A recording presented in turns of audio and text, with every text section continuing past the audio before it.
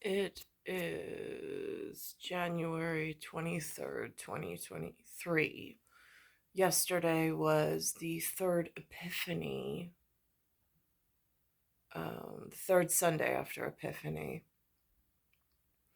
Um, I'm mulling over the disclosure or the teachings in Sunday school of what they were announcing to something. One of the children was wearing a red shirt with the word Super Mario on it.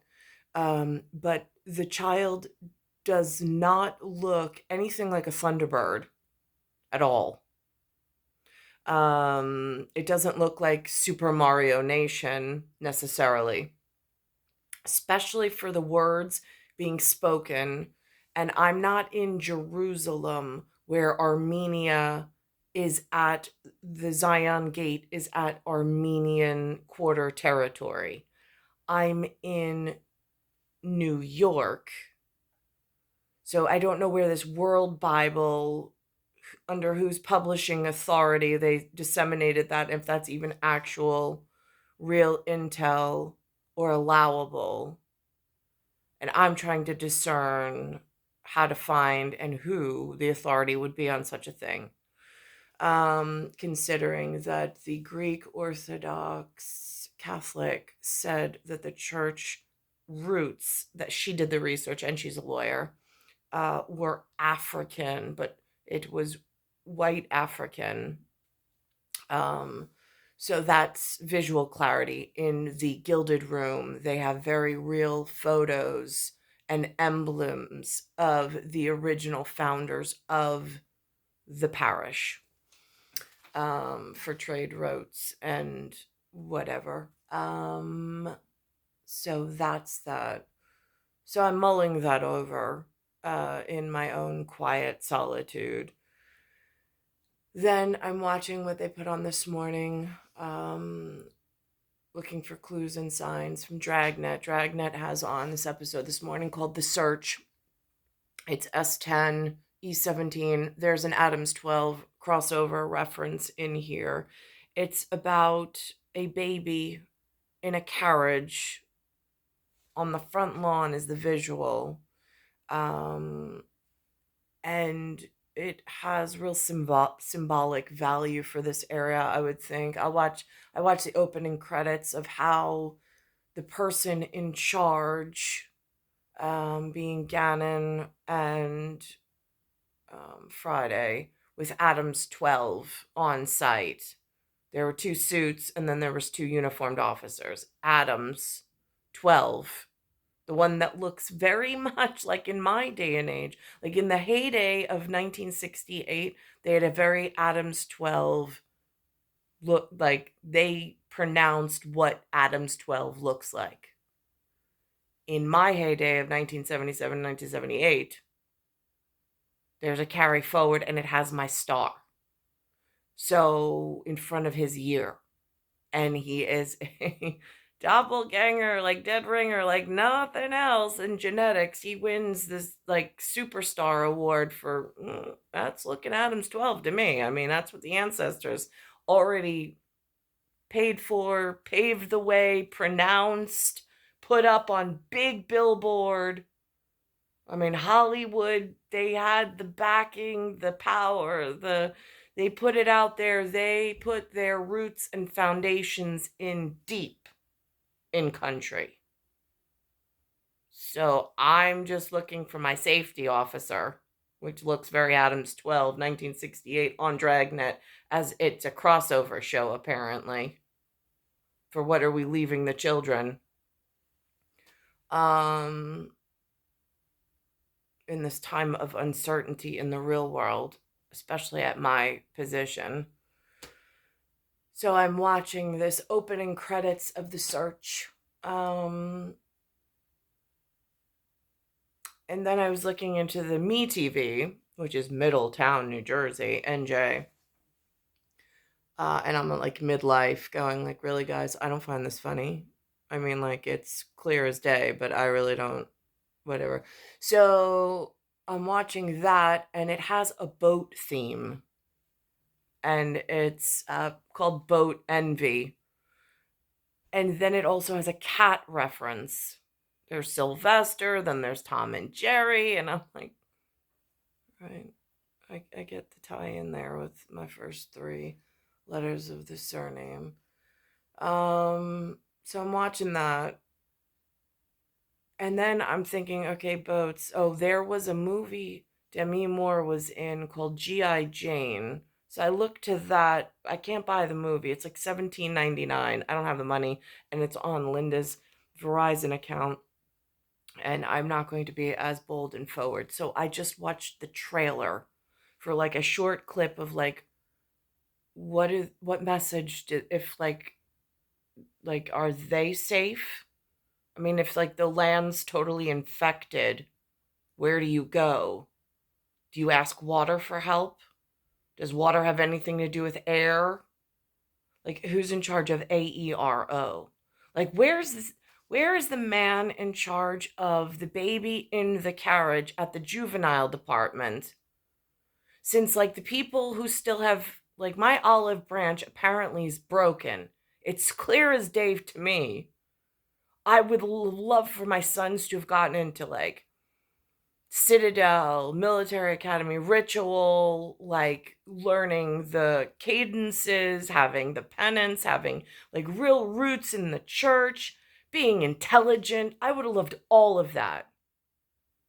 But I wasn't allowed to have that level of spouse and husbandry for some reason. So that poses a problem with next gen. So here we are. Then this morning, I'm watching what the NFL conference is up to, since Adams 12 is somehow in that lot of whatever. They mentioned something in this rivalry. They're like Eagles Nation. And I'm like, the Eagles are a nation? I'm like, I'm like, right. Okay, so apparently now.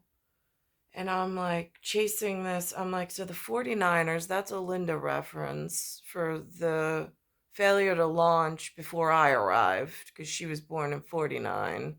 I arrived in 78. So now they got the 49ers up against the Eagles. My kids are drenched in American Eagle, like the only brand they'll ever wear, for a long time now. And then so that's next gen, and there's the gap. And then it looks like Ben's gals sent me and Lynn again up against the Chiefs. And I'm like, on the road to some Super Bowl this year. And then I look and I'm like, they've got some indie rock over in Saudi Arabia calling herself a Bey, Bey, no idea what that means to them, and calling herself a queen. But she's in Saudi Arabia in this like large display, and they call her Beyonce when she's here for some reason. I don't know if that's like enemies from the great beyond. I'm not quite sure how that works in interior security. So watching that very real display of showsmanship. And then I'm like, now how is that relevant to the amount of homeland security incidentals I've experienced, where I was somehow anesthetized and woke up with smoke being blown in my face of I don't know what substance. But then the like world was coming in and out of focus, and I didn't know what the hell was going on. I called my father. He thought I was having a stroke. And then it was nighttime again, and I'm like, last thing I remember, I was in school and it was daylight, and now it's nighttime. And I don't know where I am in a city we just moved to from Long Island. Um, and that was before children were like like ever for me having children.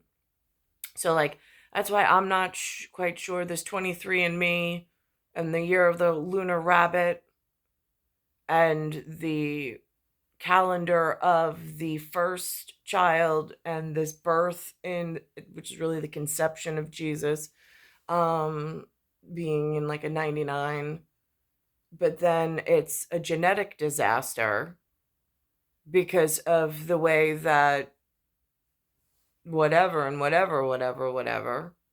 So now it's a real conundrum yet again.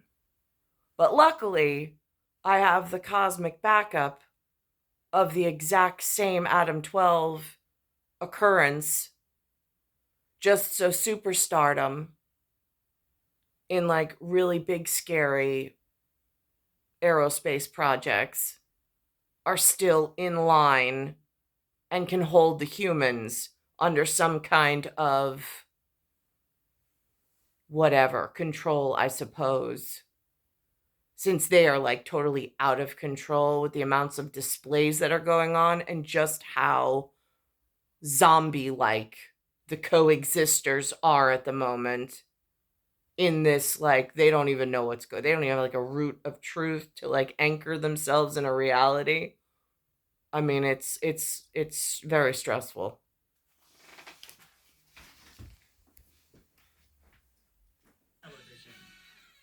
Today on Tune In With Me, it's... Oh, wait a minute. So Dragnet's called The Search, S10E17, and it aired originally on 13/2/1967. They inverted the date. I don't know why, and I don't know for who. But normally it would be 2/13/1967. So I don't know what that's about.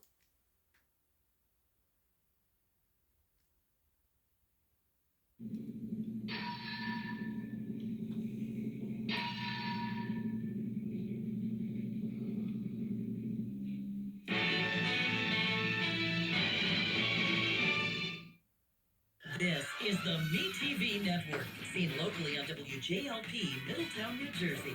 MeTV is memorable entertainment television. This is the city, Los Angeles, California. The engineers are already laying out. The engineers are already laying out the freeway, and supposedly this takes place in 1968. So Lynn and Lou were already like, I think that was the year they got married. They got married on a Jonah the Whale reference. So, as far as a Catholic calendar event happened, just so the kid at Adam's 12 that matches my kid on the holiday schedule is all paired together properly on cosmology. But I'm seeing the people, the engineers here, and this is TVG, and it's also on MeTV. Out the freeways they'll be driving on 20 years from now, and it looks like we're going to need them. There's just about everything here a youngster could want. Parks and playgrounds, sunshine, plenty of space. Now let's look at this beach for a moment.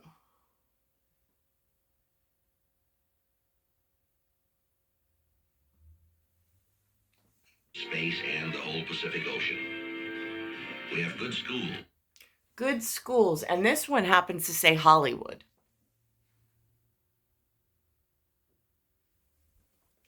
When they're old enough, and fine medical facilities if they need them. But here, as anywhere else, children can get into trouble because they don't know any better. Or trouble can come to them because they're weak and innocent and an attractive target. When that happens, then it's my job. I carry a badge. It was Monday, May 8th. It was warm in Los Angeles. We were working the day watch out of Juvenile Division. The boss is Captain Jack Morris. My partner's Bill Gannon. Jack Morris is the captain. I met Steve Morris. I don't know if there's a connection, but I'm assuming there has to have been. My name's Friday. We're on our way back back to the office when a call came in over the air. 2 young girls, ages 3 and 5, had been reported missing from their home at 209 Bethel Street in North Hollywood. We had to try and find them. Bethel. Now, is that like a subscript for like Bethlehem? Just curious.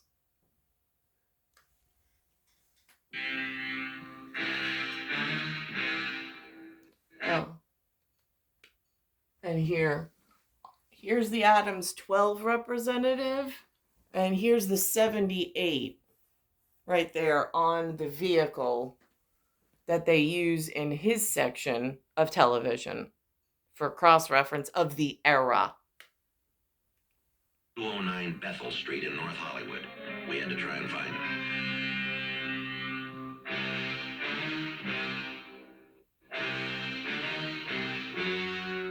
The story we're about to see is true. The names have been changed to protect the innocent.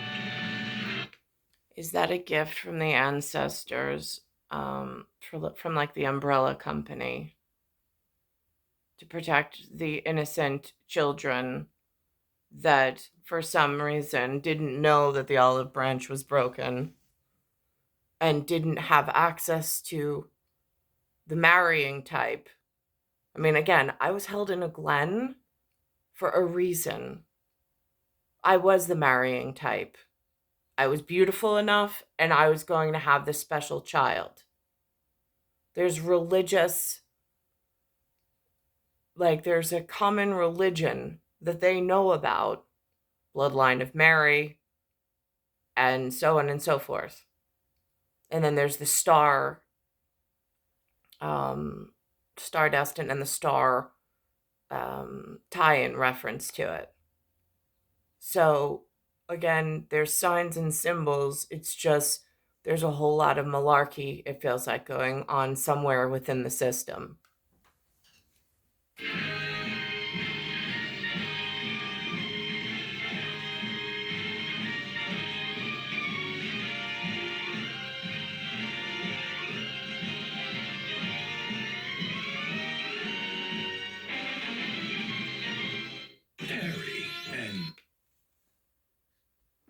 Now here's I'm gonna go from this to the tune in with me. We've already made both missing reports and broadcast a full description to all units. Yeah. The mother's alone in there. Name's Mrs. Stanley. The girls are Diane and Virginia. The mother missed them about an hour ago. She left them playing out here on the front lawn. You want to give us a description? Diane's 5. Jenny's 3 years and 4 months. Jenny's what her mother calls her. Both blonde, blue eyes, fair complexion. Both were wearing cotton play dresses. Diane's was blue and Jenny's pink. You searched the house? Top to bottom. We're starting to check the other places. What about that house for sale across the street? Is it empty? And locked. The real estate agent's on his way over to let us in. When did Mrs. Stanley last see the children? 4:15, maybe 20:04. When did she notice they were gone?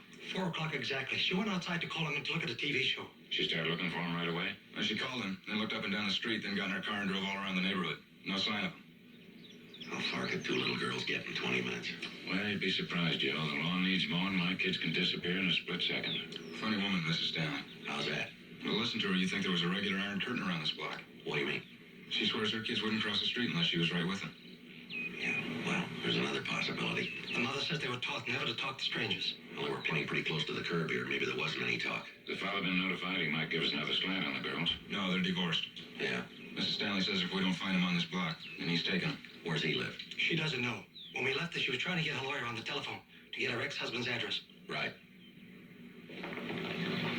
Are you Now on the tune in with me, it says Boat Envy, being ENVY, and it's just season 1.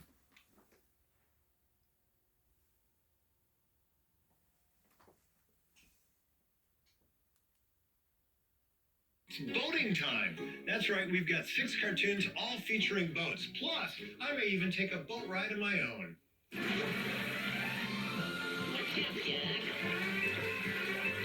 He's always quiet. Sulfur and succotash. You're despicable. It's tuning with me. Hi there, tuners, and welcome to the show. I'm Bill, your cartoon curator, and he is Toonie the Tuna. You doing okay, buddy? Yeah, I am. Why? Well, you look like you could use a vacation. Really? Yeah, a vacation. Perhaps on a boat? A cruise ship, a battleship, a dinghy, a love boat. Something on the water, far away from you. I've never been able to even get to a cruise ship. Never experienced a cruise, never been out on the water. Like once when I was little with Lynn and Lou and the Perrys, but nothing like ocean related.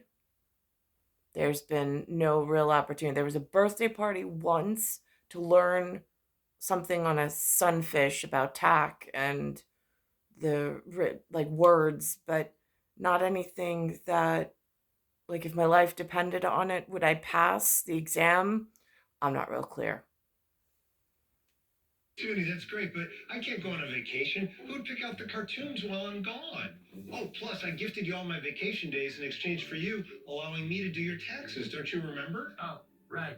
Well, you could always live vicariously through cartoon characters. It's actually a really good idea. If I can't relax on a boat, we can certainly watch others relax on boats. In our first one, Sylvester attempts to relax on a boat, but his downtime is abruptly cut short thanks to Hippity Hopper. Here is Cats Away.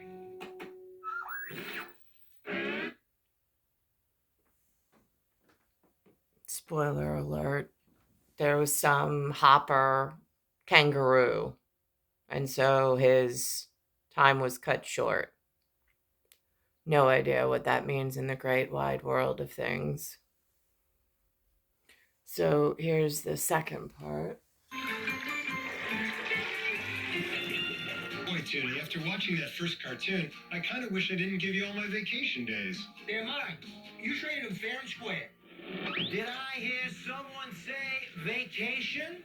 Because taking $5,000 from Mr. Quizzer's own retirement fund, I've received an all-expense-paid vacation aboard this beautiful cruise ship. Oh man, I am totally jealous.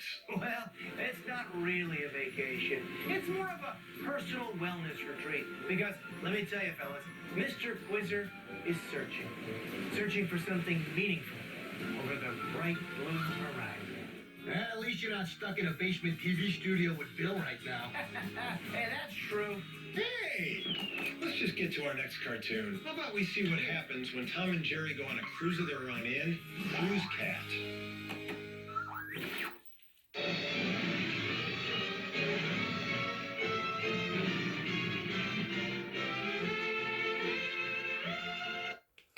Now, there's a Tom reference and there's a Cruise reference, but I don't know if they're necessarily in that order.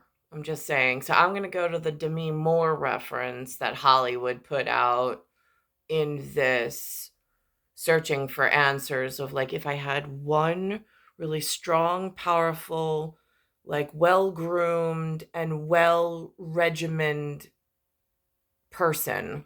I mean, I don't know if you say dad or father, because then that might get weird in a one-to-one kind of a thing. But I mean, again, that's why they have titles, but I don't even know their title constructs. So I'm looking for, like, what's respectable and expected, which I have to, like, on a case-by-case basis, look to see what Hollywood put out, which I don't even know if, like, is that acceptable? Am I going to get in trouble with TV producer land? Like,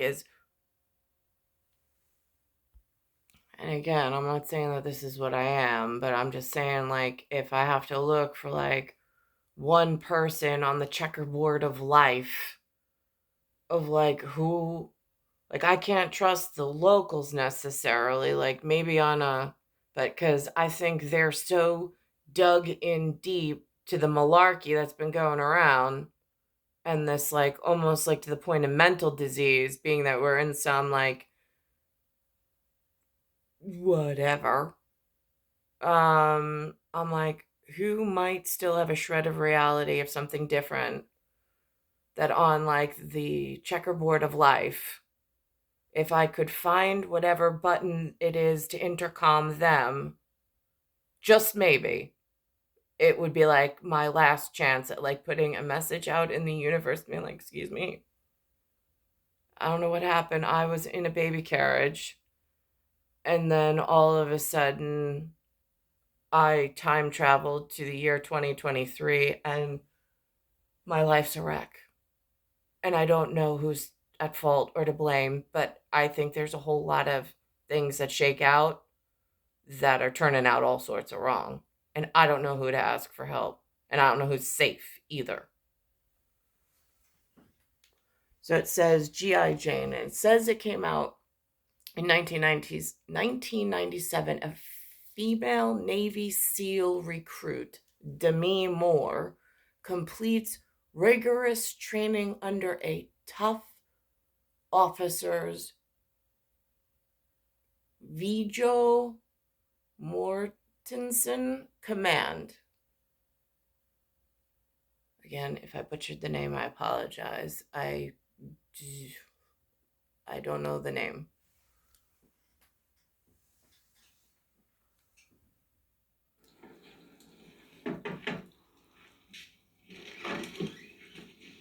I'd like to see the Master Chief.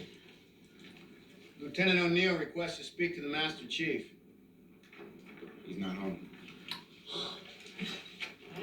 Excuse me, Master Chief. Cortez finished ahead of me in Group 2, but he failed and I didn't. Why? Instructor Pyro, educate the lieutenant.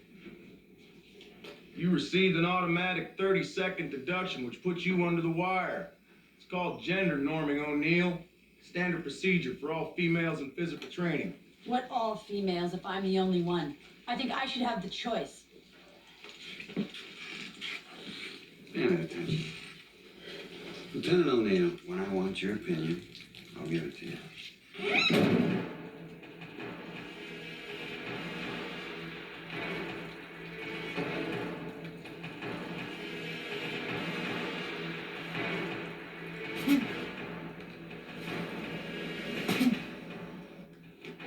Did you take this matter up with my command, Master Chief?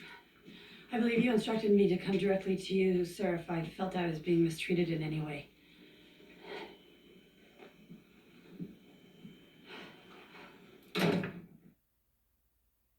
Now, interestingly enough, in Lloyd Harbor Elementary, I must have been all of, I don't know, it was like right after they took me to the Glen. It was around the Reagan presidency with the physical fitness award that I was given, or instructed that was being given, with words like words that they didn't speak of at home. So it was really hard. I was trying to follow. I really was paying attention. It's just without constant repetition of these very important instructions and words, and time and space with memory being phasing in and out depending on how time and space works in a right, yeah, got it. It's real hard to figure out when I've been separated from that level of cover and someone who actually cared for me, or at least gave not Reagan himself necessarily, but whoever was instructed to hold the clipboard and adjudicate our having been in the same time and space together, whoever signs off on the adjudicated report of aficionados or officiality of whatever that I don't have word construct for, but they do in their importance. That's kind of but I wasn't this old necessarily at the time, but I was just as all in trying to follow along and trying to not harm their reputation or my own. All right, Lieutenant. I want names. I want specific grievances. Permission to speak frankly, sir. It's you, sir. It started the moment I came here. Oh. Really? It's the double standard, the separate quarters, the deferential treatment. It's the way you practically pulled my chair out for me when we first met. Because I was civil? Now you... See, this has been an ongoing theme I have a problem with. Those are not my words. Those are my words, but totally twisted. My problem is the isolation in the Glen. Totally grateful for being kept safe and not disappearing from my bedroom or having creepers go bump in the night, and being held in virtue and respectful manner. But as the years went on, there was was a very specific visitor. There were the adjudicators, there were the professionals, and then it was like they just disappeared overnight. I don't know what happened to them. And I don't know how to get back to that level of family. Like, if they're the only people that ever showed any care of my person, and they're the ones who kept me the safest my entire life, the parts that I can remember, how do I get back to that level of gratefulness and participation? Why am I left here like some garbage and, treated like as if I don't even exist? Complaining. I can't afford civility, Sarah. How am I supposed to fit in with these guys when you've got me set up as an outsider? You've given me a different set of rules. The answer is, I can't. Comfort voting, New York vote And shows. again, We're bringing even votes that and gets incredibly confusing because I can, and I am, and I have. I try not to disrespect the local penal colony ordinances, but there's been withholding of any form of monetary ability to sustain. I've done my best to cave the children and not allow them to be part of the convex. I was incredibly successful at whatever little resources I could work together legitimately in order to keep them under a roof, waiting for something to come and say, no, you're part of us, the US, here's us, and here's your whatever, in order to keep those kids safe. But that never happened. It's like failures at so many levels. Like, I don't even know where to begin. Now, this is interesting. This morning, I'm walking to go get ready to take my son to school. And I walk away from the television, and my mom's like, Nicole. She's like, they just said Bayside on the television. I'm like, oh, really? So I went back, and she was like so excited that they actually mentioned Bayside on the television. And I'm like, and it was by Fort Totten. So here, it says CBS New York. It says on your corner, in your corner.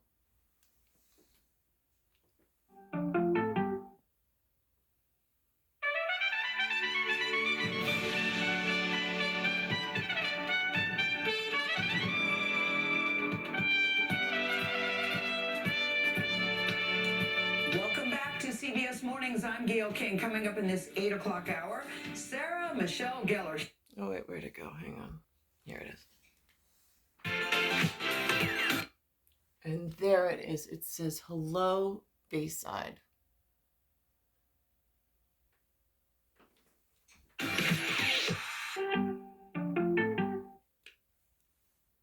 Now, on the news this morning at 5 a.m., they had, now Bayside, so like, hello, Bayside, which is where I am. And then the CBS puts on this, shows this concert that Beyonce did in a beyond the borders of New York and of the continent of North America. And I thought that the distasteful arrangement of letterings and words used to describe this paints something locally very distastefully, and it arcs on this really dangerous new trend of trying to take power from elsewhere and use it as some false enforcement interiorly when there's a very specific history of George Washington, the mint, the treasury, the founding fathers.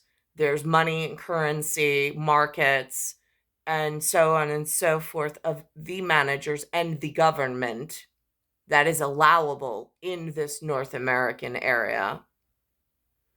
And yet it's constantly, it feels like, under barragement or some form of attempt at a visual coup, which disrupts the land managers at like Adams 12 and below ability to properly keep certain safety protocols that are at the highest need when it's your son or daughter laying in the bed and you don't want people breaching the front door and harming them.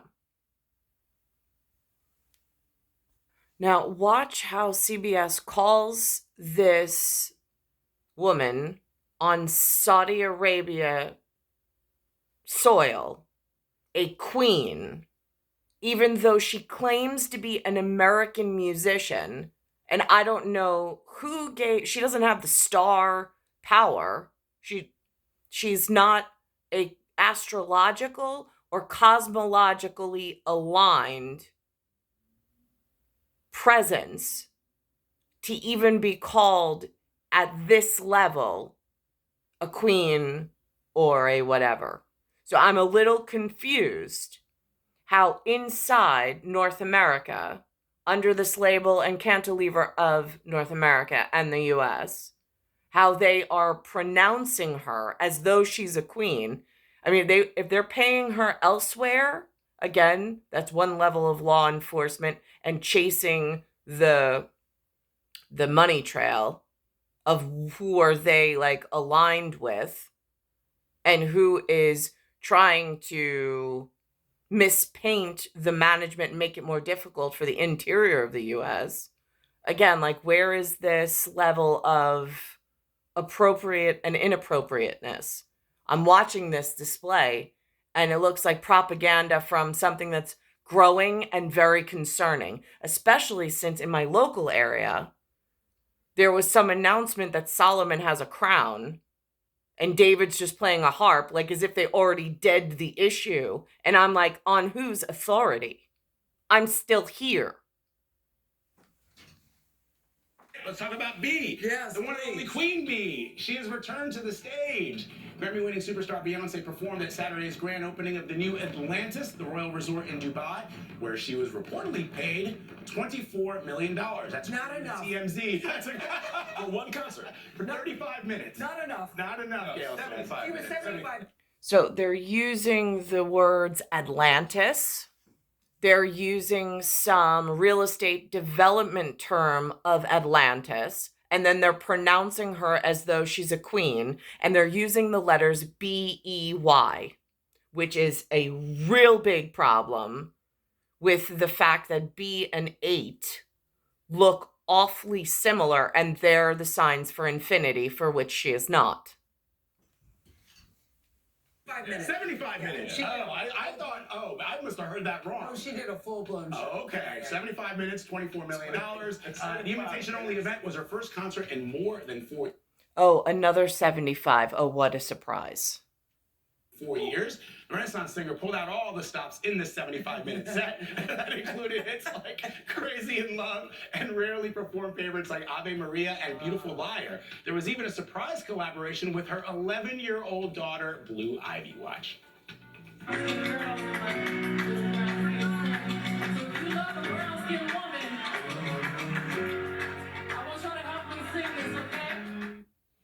Mic drop. That's it. The queen right there. That's the queen. No, it's not. And why is he pronouncing that that's the queen? Stick around. Sarah Michelle Gellar is here to talk about her new show. Now here's more signs of trouble. There's a story that was on at 5 a.m. on CBS 2 News this morning. about the Amtrak terminal. One of the largest, I guess they use the word almost rotunda, but like it's a space that the trains come in and then people travel through. And it is all like they hired a traveling artist from Baltimore, and it's all brown and black skinned people in like hiding in the leaves, looking out over all of these passengers that are going in every which direction and traveling. And I'm like, this is another overt symbolic reference to an even larger systemic problem that keeps creeping in New York. They also mentioned today that New York is one of 4 major cities in the entire United States whose mayor happens to be brown skin. Again, they're overtly pronouncing all of these really aggressive signs and symbols of this particular time.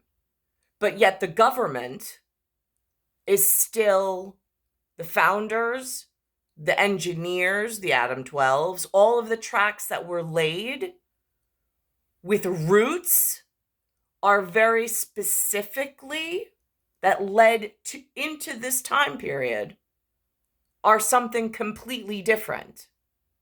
So now this causes rooms for like real concern. And I'm like looking for like, where's my adjudicator with the time, with the clipboard? And like, I have real serious issues and I don't know how to find you.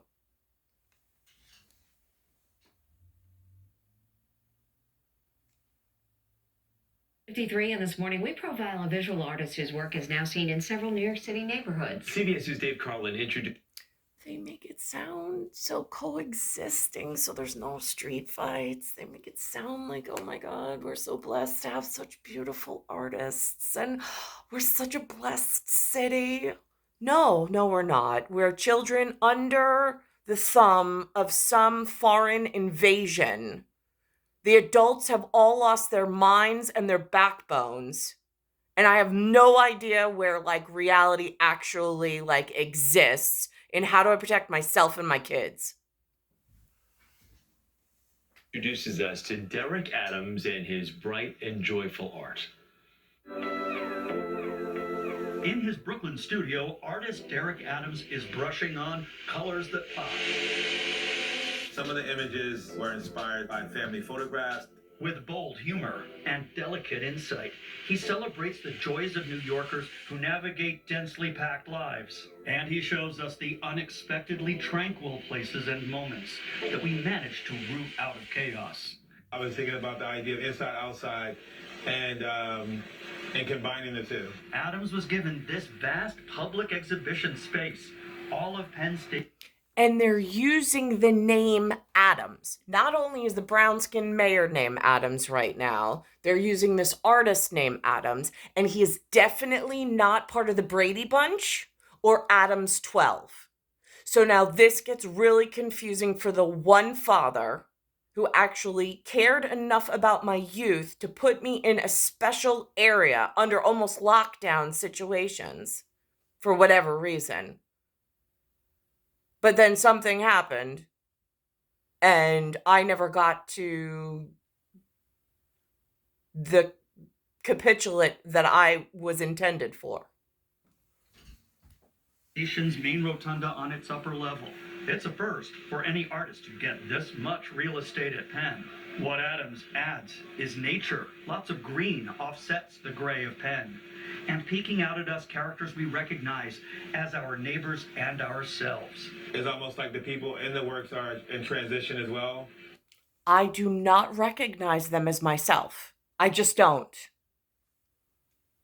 And they're kind of moving in and out of this kind of like really dense space. The idea that density could also be... For me, it looks like guerrilla warfare. It looks like some guerrilla warfare movie that I have seen very small trailers to on like the break if I'm watching like cartoons with my kids, and then they put a trailer on for like, I don't know, Black Hawk Down, or like one of those like really scary, like there was one with the sun, Red Dawn, something like that. I don't really know the titles either, but like something really frightening that the men do, and like that protects us in ways that like I don't know how to thank those very specific real people. But I know they exist somewhere. But for me, it's like they exist only on a TV screen. Like the real men that I see, they don't look or act anything like the Hollywood version. But I know that they exist somewhere. Pleasurable. Adam's hometown is Baltimore, and he has lived in New York City since 1993. Traveling back and forth made him very familiar with Penn Station. He says doing this for the Art at Amtrak program is an honor. To me, the most exciting part about making public art is that it's almost an offering of sorts to the public. Like at a gallery show, you get to talk to the artist. Have you had to open? An offering to the public. Great. I don't want this much tribute and this much tribal of something else, like putting themselves like some oppressor on top of me everywhere I go. So how do I stand up and say, excuse me, this is unacceptable? Opening, but here, so many thousands of people are going to come through here that I'm never going to meet. I really feel that going into the space, that I feel surrounded by green. I feel surrounded by warmth. This right here. She's crazy. She is absolutely bonkers or some sort of mental case. I hear that they exist throughout New York City. It's a systemic problem. And my sons have now encountered further issues, as have some police officers encountering that level of mental disease. This piece, because of the circular motion of the space, I kind of created things on a loop. It's supposed to be seamless without any breaks. Adam's big and bold work is also the focus of a gallery show here in Chelsea. 16 paintings. Adam's solo exhibition is called I Can Show You Better Than I Can Tell You, mounted by the Flag Art Foundation at 545 West 25th Street. Here inside this gallery and at Penn Station, you can hear recordings of the artist explaining his process.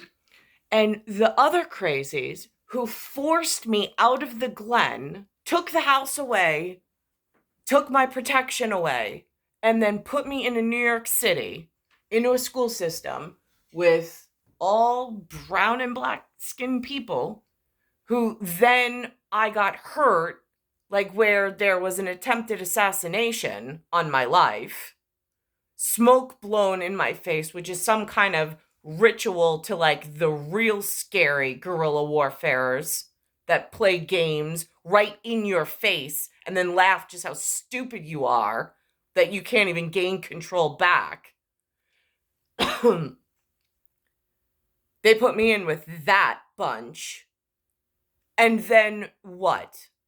Like took away any form of like dragnet possibility?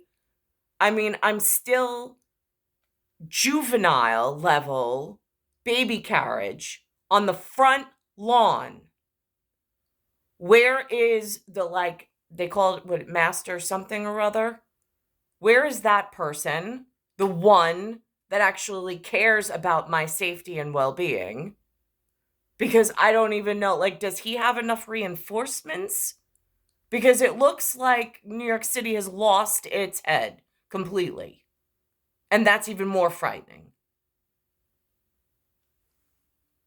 Now, let's listen to this one more time from the top of what DRAGNET said this morning.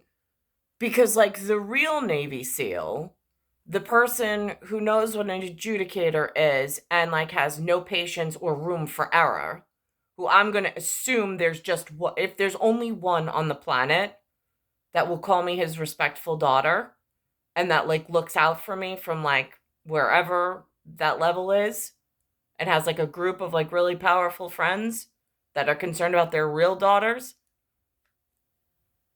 Perhaps we can go back to the time that the ancestors laid the foundations of what they expected within my life frame. So now you have a picture of where time traveled into this section of the rabbit hole. And it looks like 2023 to me on the calendar of the Gregorian type. I've time traveled from 1978 here. And it's a real mess. And let's look back at what the founders and the engineers and the directors and executives at Hollywood expected Hollywood, California, and we're going to say New York because that's where I arrived, to look this pristine with Adams 12 and some form of Gannon and Friday. And then I'll just be the baby on the front lawn that needs protecting.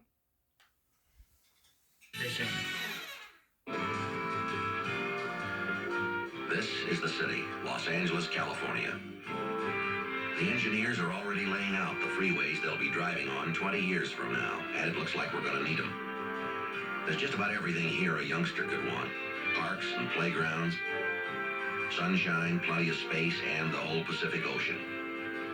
We have good schools when they're old enough, and fine medical facilities if they need.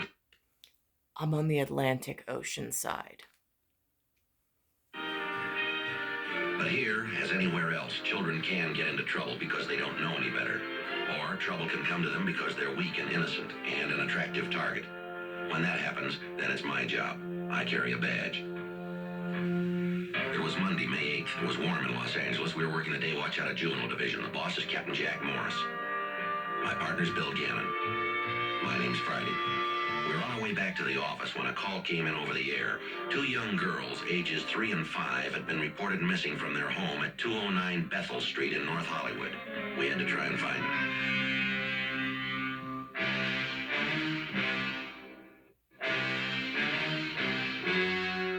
The story you are about to see is true. The names have been changed to protect the innocent.